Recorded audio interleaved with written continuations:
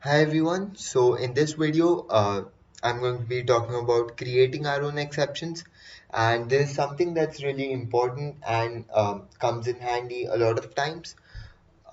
So here I have these exceptions are also called user-defined exceptions. So here I have my exception class, exception called exception handling, and I'm just going to be using this as a test class. And I have an empty file called custom exception, and this is where I'll be creating my own exception. So I just need to do public class custom exception, and it's a convention to end all class names which are exceptions with the word exception. So that's why I have custom exception here, and this needs to extend the exception class. And again, this is a convention that user-defined exceptions usually extend the exception class directly. They don't usually extend um, a specialized exception. But again, this is just a convention. You could uh, extend arithmetic exception or whatever you want here. So inside this, all I need to do is let's just create a public constructor. So public custom exception, and this takes a string message, and all I need to do here is just say super message, and the exception class has a constructor which will handle this for us. And within my main class, let me just do one simple thing. Let me just say throw new custom exception, and let me just give the message as this is a custom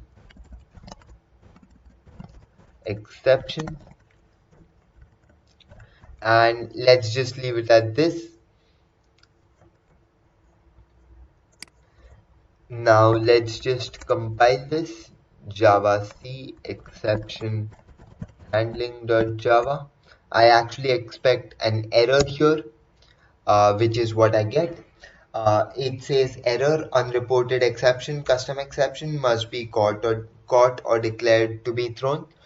So what this means is it needs the throws keyword here, and this is something that I wanted to show you, that even the main method can actually just throw an exception if it wants, and it'll be handed to the JVM, and it can do whatever it wants with it.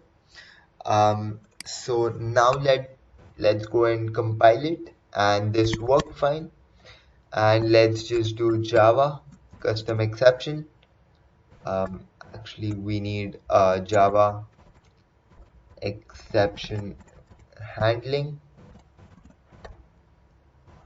and it just says exception in thread main custom exception. This is a custom exception, so this is the string that was passed right here, and it also gives me the line number, which is 4. So this is how we create custom exceptions, and this is something that was actually very simple to explain, but it can sometimes be um, very useful, and also very necessary to create custom exceptions, because they can give us more detailed information about what exception it was and stuff like that. So I'll end the video here. This is a really short video, but what I've talked about here is something that's really important. So I hope you understood well. So I'll see you next time.